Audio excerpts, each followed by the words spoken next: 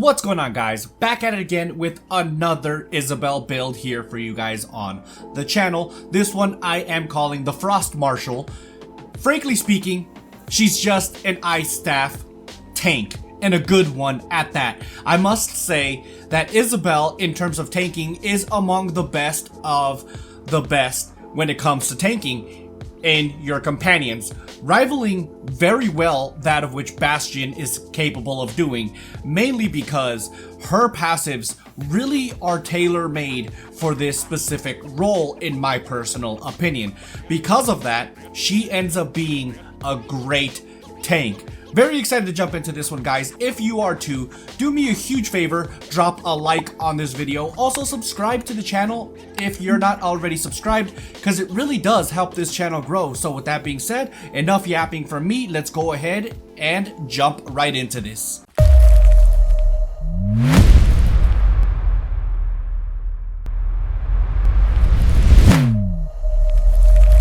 Alright guys, so in terms of her Breton passives, I do want to start here mainly because her passive really does help her in the tanking department for one major reason, and one also major reason, but not as big as the primary, I guess, but they're both very, very good in my opinion. That is called Enchanted. Enchanted basically just decreases the ability cooldown by 3% and damage taken by 3%. The tanking portion of this is the damage reduction by 3%. This is an absolute monster of a passive because she is able to withstand that much more punishment because she can take 3% less damage because of her passive. That is absolutely imperative for her in being in the tanking role. On top of that, she also has the added benefit of reducing the ability cooldown by an additional 3%, which of course ends up being very good to say the least, because if she can keep her ability cooldowns lower, then she'll be able to use them more frequently, and in this specific build, since most of it is tailor-made towards survivability, this ends up being pretty important as well. So in terms of the first skill slotted, and that is the most important skill that you can possibly slot on a tank, that is your taunt. Destructive Blast. Destructive Blast reads as Isobel Velois blasts an enemy with magic damage, dealing 8,700 magic damage.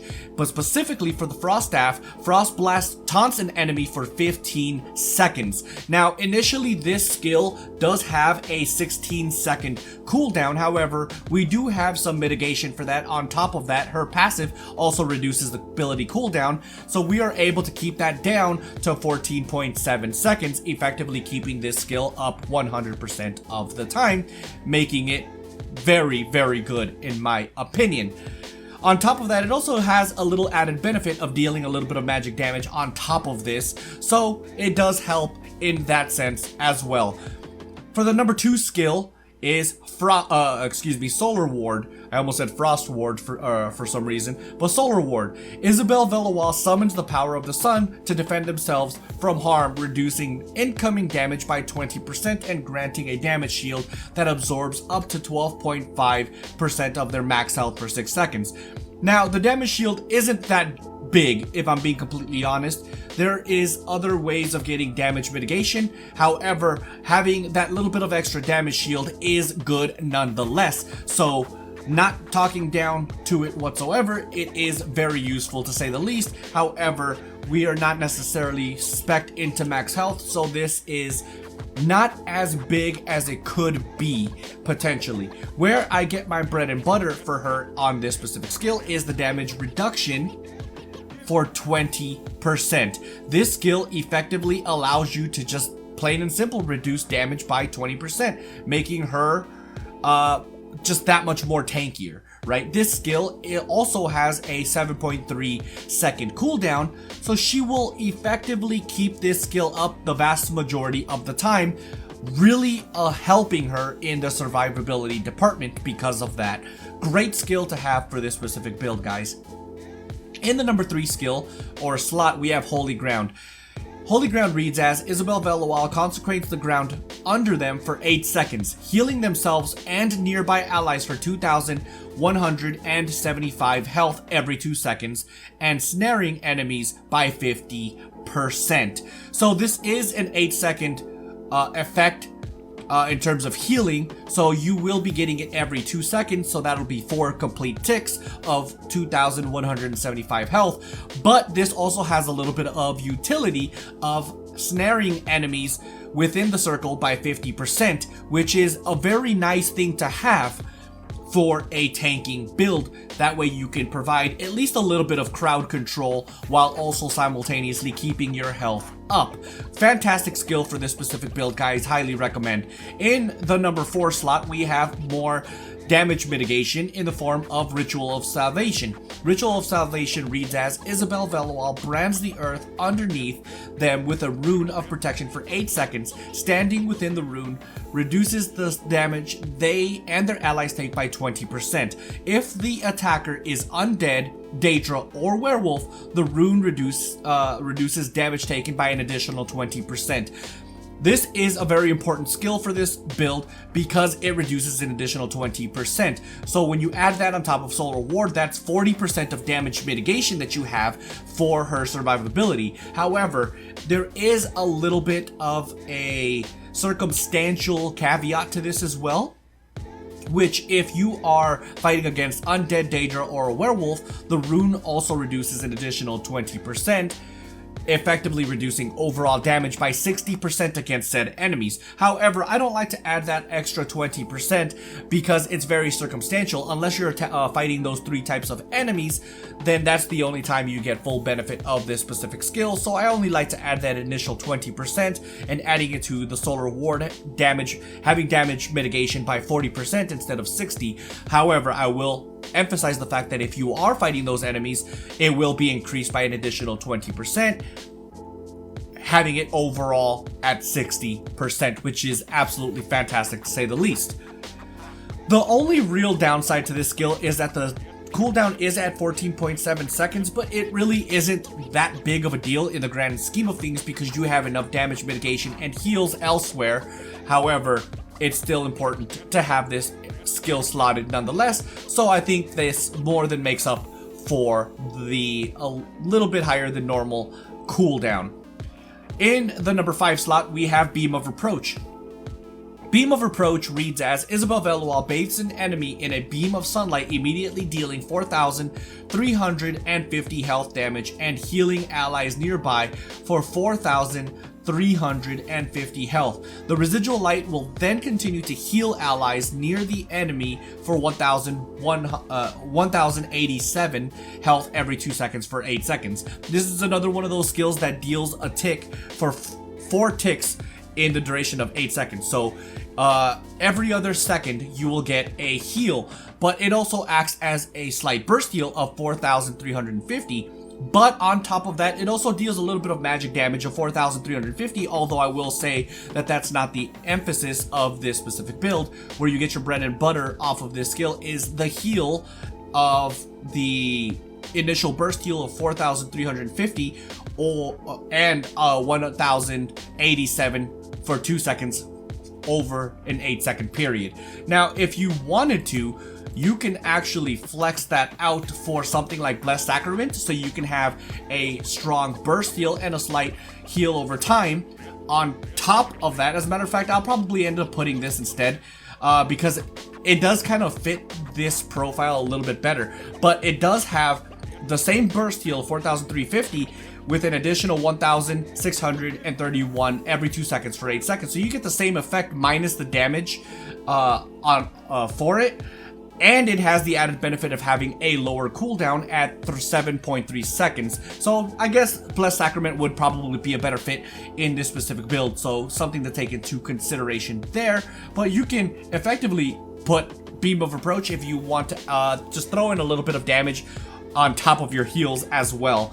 But Blessed Sacrament is also very good in my opinion. So for the ultimate, we have our only ultimate, of course, Baneslayer. Baneslayer reads as Isobel Veloil channels their energy and conjures a weapon made of sunlight before striking downward, dealing 8,700 magic damage to all enemies in front of them. Enemies damaged by Baneslayer have particles remaining on them for 10 seconds that detonate for 4,350 magic damage while a player deals damage to them. This is a fantastic skill for those who are acting in the DPS role in the group, mainly because it deals an initial 8,700 magic damage, which isn't a substantial number by any means. However, where you get your bread and butter for that is that for 10 seconds it will deal an additional 4,350 magic damage whenever players deal damage to anybody hit initially by Baneslayer altogether. Really does increase the overall DPS of your group, and it's a great ultimate to say the least. Let's go ahead and check out her gear. In terms of gear, I like to emulate the same way I build my own characters in our companions. Basically what I mean by that is simple. Whenever I build my own characters, I go by 2 5-piece sets and a 2-piece monster sets. Monster sets aren't a thing for companions, so we'll just call it a 2-piece. So for the first 2-piece set, we have heavy armor for both the head and the shoulders, and both in Quickened. Quickened reduces the ability cooldown by 2.6 seconds, which is imperative in keeping the cooldown under 15 seconds for Destructive Blast, which in turn is able to keep that taunt up 100% of the time. Absolutely fantastic to have in your 2-piece set because it really just works out perfectly in my opinion. And heavy is also important because it gives you the most armor for your companion while simultaneously allowing you to activate the heavy armor passive, which we will check out right here. It increases healing received by 1% for each piece of heavy armor equipped.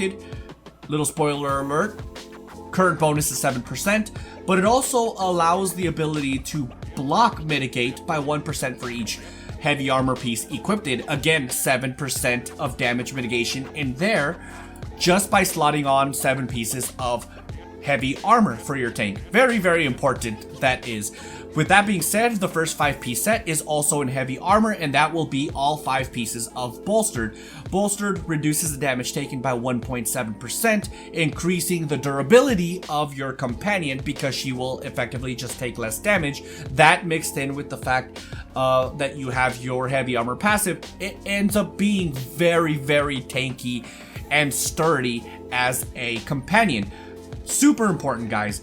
So important, as a matter of fact, that the second 5-piece set is also bolstered. This is going to be for all 3 of your jewelry pieces, which again reduces the damage taken by 1.7%. However, the final piece to this puzzle is your weapon, and since it is considered a 2-piece set, it decreases the damage taken by 3.4% instead of 1.7%, really increasing the overall damage reduction for your build by having this many bolstered pieces, and of course having the survivability increased due to the 2 pieces of your Quickened, not to mention the 100% uptime on your taunt.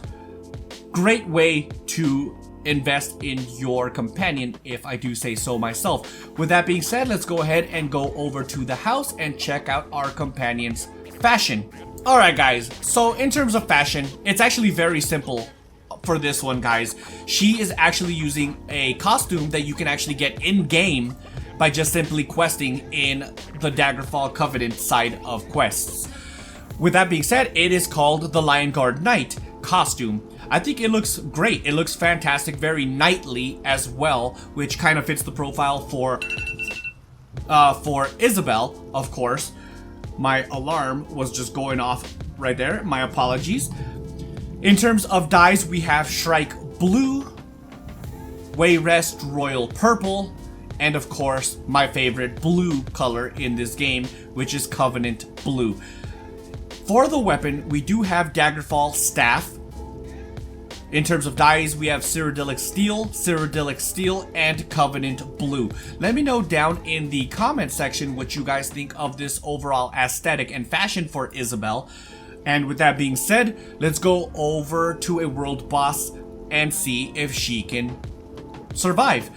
Just a full disclosure, if other players was to show up, it's not really gonna matter to me as long as she's able to keep taunt and is able to survive. I will also be doing a little bit of damage just so that she can go through the motions, if you will, a lot faster, because otherwise we're gonna be here all day having her solo a world boss with no damage dealing abilities. So something to keep in mind. Again, with that being said, let's go ahead and solo a world boss.